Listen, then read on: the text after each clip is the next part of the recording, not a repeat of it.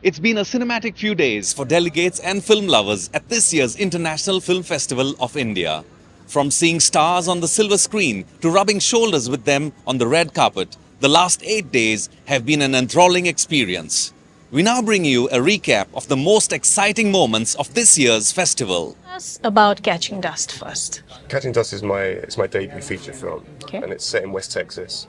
It stars Erin Moriarty from The Boys, Jai Courtney from Suicide Squad and Terminator, and it follows their story. They're two Texans. They're stuck in the middle of the desert, hiding out from the husband's criminal past. Yeah. And a couple from New York get stuck with them, and it's about how these two couples' relationships develop into someone's untimely death.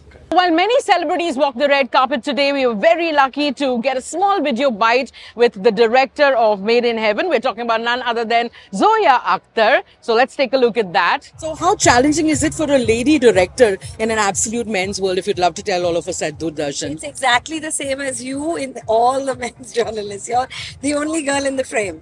I mean, we do our jobs, and I think everyone respects that. Once you know and do your work well and hard, I think people respect that. The chairperson of the non-feature film jury at the 54th IFFI. Sir, you spoke about the 250 films you all had to choose from and cut it down to 20. How difficult was such a project to bring it down to a small... It wasn't difficult. It wasn't difficult because, although the quantities, number of films have gone up, but quality has not kept pace with that. So it was not so difficult. It was like easy. Thanasios, can you please talk to us and tell us a little more about your role in this film and the storyline of this lovely film? We have a family with two brothers and a sister, and the father of them, who is ill, he's very old, it's 80 years old. He stays in my house, the older child. The two brothers and the sister organize a reunion to celebrate the birthday of their father. But discussing some problems are starting to appear, and the cause is the money of their father and the house of their father, and who will take it. So they fight each other, and of course I don't will tell the end. It is not a happy end. Stay in one of Portugal's most beautiful cities, Coimbra. Does that inspire your ideas? Yeah, I mean, I grew up there, although I've been living around the world a little bit since I'm a grown-up. But Coimbra is my hometown, so every time I write a story, if the story fits, which usually does, and because it's inspiring for me, I try to shoot it in Coimbra and set up my action in this city. A popular gentleman in the Tamil film industry. He was so eloquent this morning, Mr. Vetrimaran. Sir, I want to ask you about this crossover appeal that South Indian film industry has, it's taken off with a boom.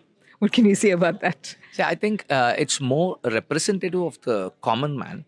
I don't know if I can say this, but Hindi films are what I wish to be. It's more on the fantastic side. Yes. But the South Indian films, it might be done in a very subtle, composed way or in a very extravagant way, but it just addresses the issues of the common man and it represents the common man. I think that is the reason why these films are working here. We are happy to have one of an award-winning film director and writer amongst us, Mr. Angelos Rallis. Thank you for joining us, sir.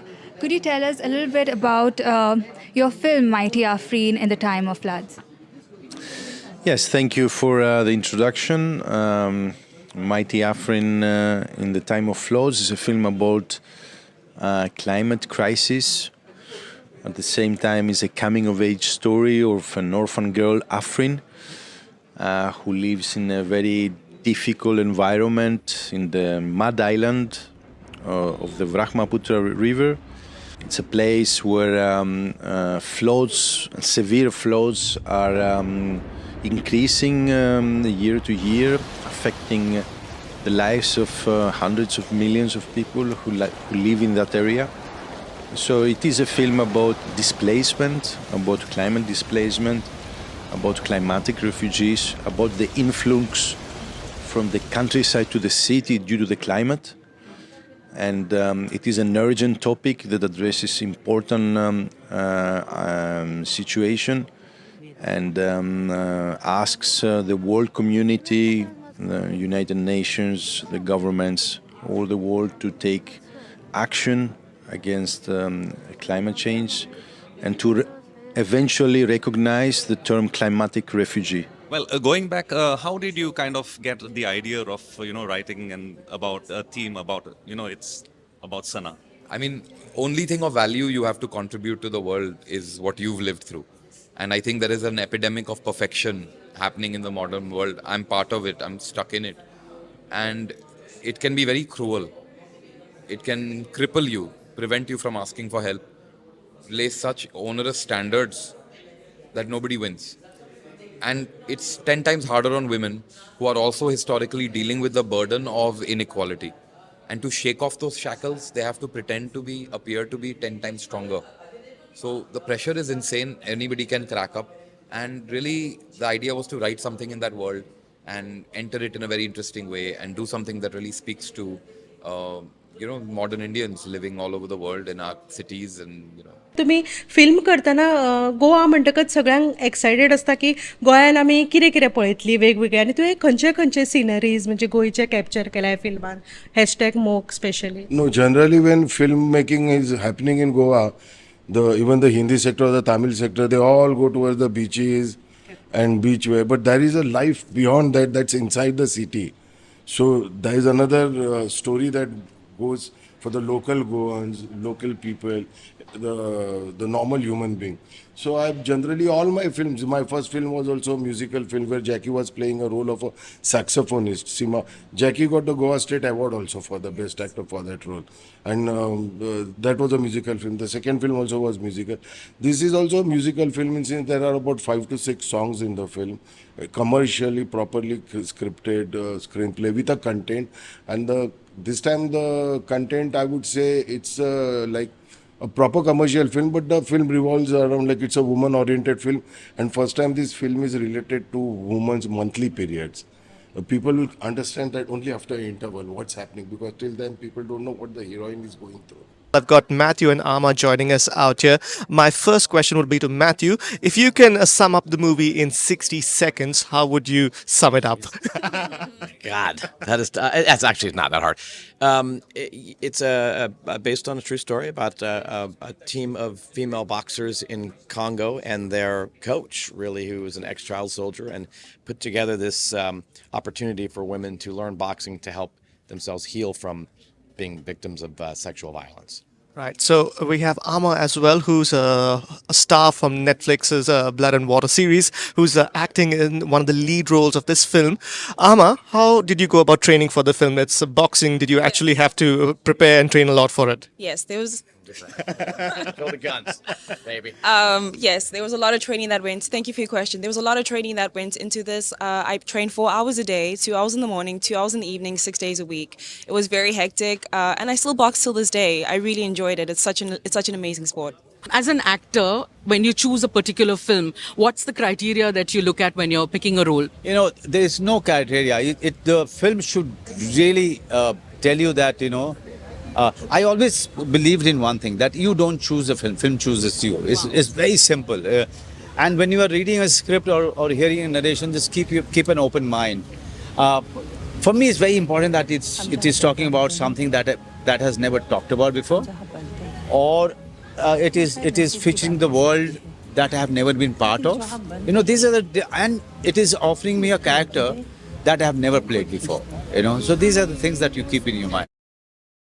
ह्या फिल्मांतल्यान सदाबार फिल्मांतल्यान तुमी गोंयकारांक किंवा जे प्रेक्षक आसा म्हणजे तांकां कितें संदेश दिवंक सोदता? म्हाका फक्त एक फिलींग आनी एक एक्सपिरियन्सा बद्दल उलोवपाचें आशिल्लें की जे आमी म्हणटात की तो भायले आनी आमी भितरले आणि किंवा हे जे आम्ही लाईन्स ड्रॉ करता इनविजिबल लाईन्स ड्रॉ करता आमी ते it's not necessary and band member करपाचो मेन हेतू म्हणल्यार it is through the language of music that they can communicate with each other म्हणजे म्युझीक इज युनिवर्सल ताका आमी तूं गोंयचो आनी तूं भायलो अशें काय तुमी बंधन लावंक शकना सो म्हजो संदेश न्ही but I would like in a world where there are no boundaries अशें आनी आमी सगळे जाण एकमेकांक we can see each other as the humans that we are.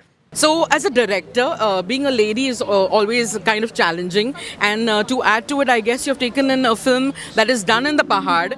So, how challenging was it for you to roll your film and finish this filming in the mountains? It was it was quite overwhelming, to be very honest. A logistical nightmare. I have been actually saying it was since it's very difficult to shoot in the mountains. There are barely any people who deal with the equipments or operators are there. So I did the casting locally. It was most of like one woman production running before the film went on the floor for shoot. But I had a great support system. My parents, they helped out. My friends, they helped out. It was a wonderful collaboration of people who just purely did it for the love of cinema. So tell us where this idea of creating awareness about Hansen disease and the stigma that goes along with it came from. Yes, as I said, about 15 years ago, I first visited Jodhpur, and I was invited to visit the ashram where I met the patients, and they literally touched my heart. And speaking with them and hearing their stories, specifically, they're what we can call the last generation of people with severe physical effects and the stigmatization.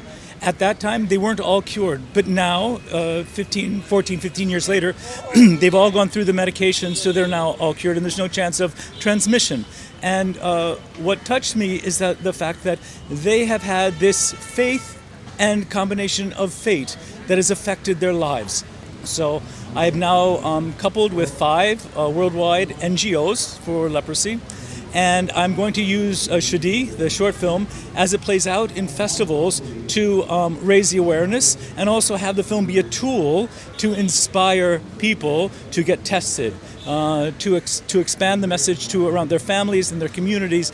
And I hope that through the film, a very poetic, artistic, beautifully crafted example of film, that it can open a new door for a different type of audience.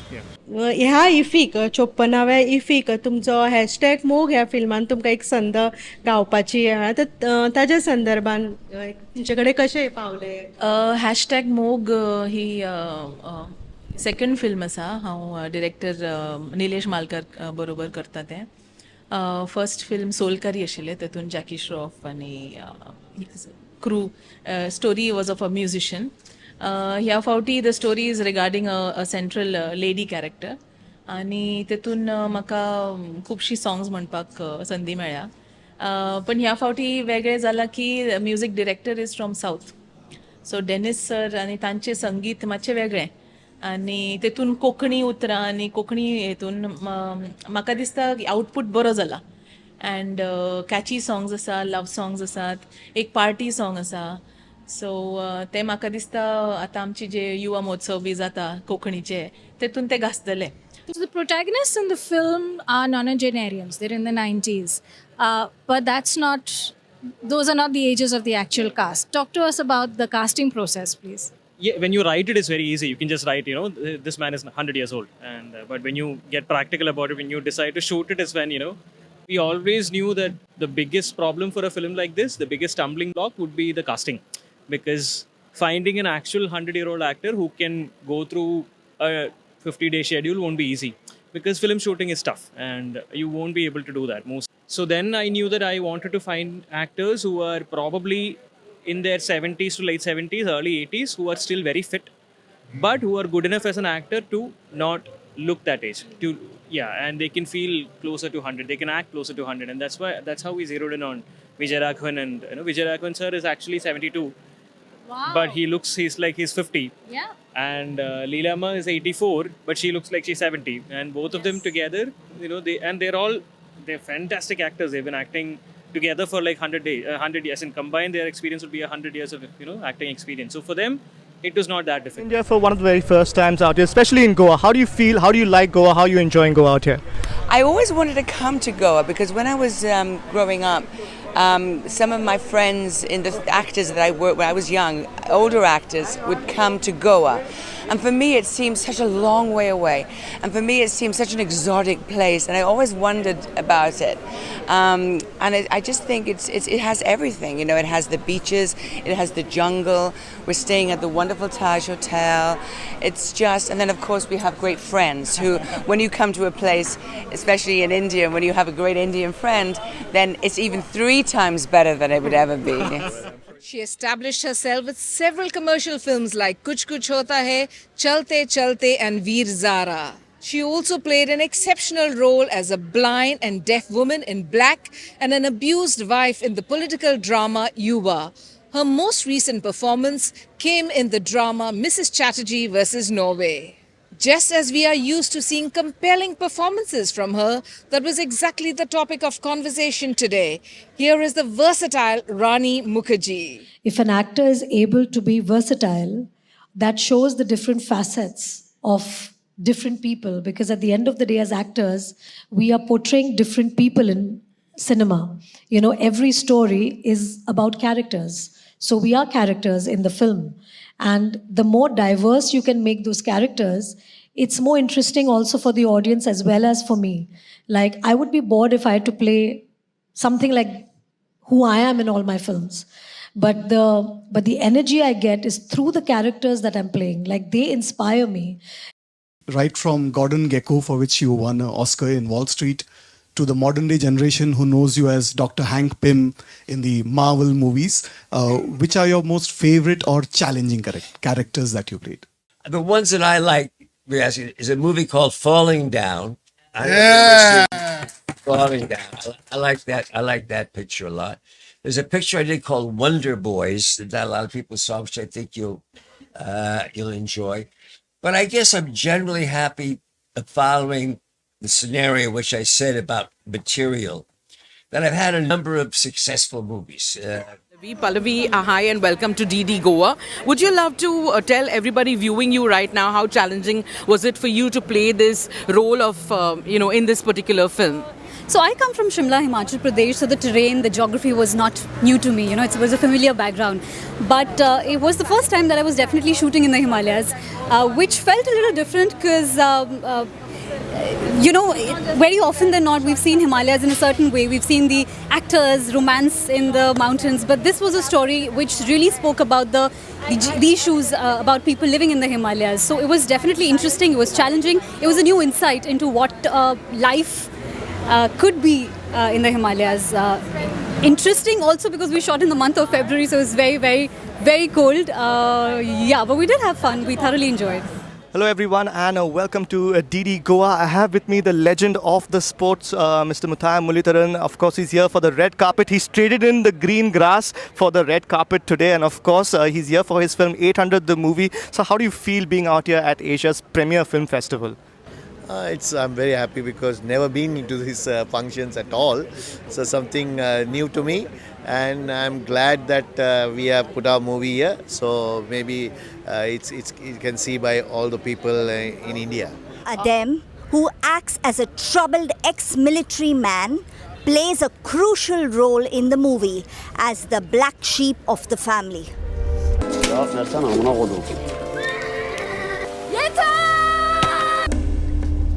I would like to ask the actor, you had such a difficult role to play in this film. Okay, how challenging was it and how did you do it? This character of Adem is an other within a community which is composed of others. So this community is already severely othered, right? So there are others isolated, but the character of Adem is the other of the other. And it was a challenge for me to play this part. So the way I prepared to my role was I kept asking questions about this character, what he thinks, how he feels, and we had long conversations with Tufan. I asked many questions, and when the set began, so through our work together, the character developed gradually. I also tried to explore the comic element, if there is any comic element in Adem. So whether there are instances where he has fun. So preparing for the part, I danced inside my house a lot to bring out the comic in him as well, the humor in him. Talking to Lindsay Taylor, to Sophie and to Frederica, the two beautiful actresses of the movie Endless Summer Syndrome. First question to you, Lindsay. This is a homage to French cinema, you said. Yes, Iranian director Kava Danishman, who's based in Prague, and co-writer Cem Degger, Turkish actor, director, writer. They wrote the story together with the assistance of screenwriter Laurine Bobby from France. And they wanted to set this very simple story with a big secret and a big punch, and they wanted to set it in France, and they wanted to pay homage to, you know, what they consider the creme de la creme of filmmaking, which is French cinema. Frederica, this movie talks about family incest, but it's this idyllic summer location. What do you want to say about these two movements, you know, the summer which is there and lurking darkness? I think it creates interesting contrast because the story is dark and the aesthetic is very beautiful and bright and very sunny. It feels like it's 30 degrees in the film, and the image is a really contrast with the very dark and deep story behind. And with that, we come to an end of another great edition of the International Film Festival of India. Thank you for joining us on the coverage of the cinematic journey. Until the reel unspools again, it is goodbye and adios from the entire team at IFFI Village in Panaji, Goa. Keep watching DD Goa on the various platforms as we continue coverage of the various events happening in and around Goa.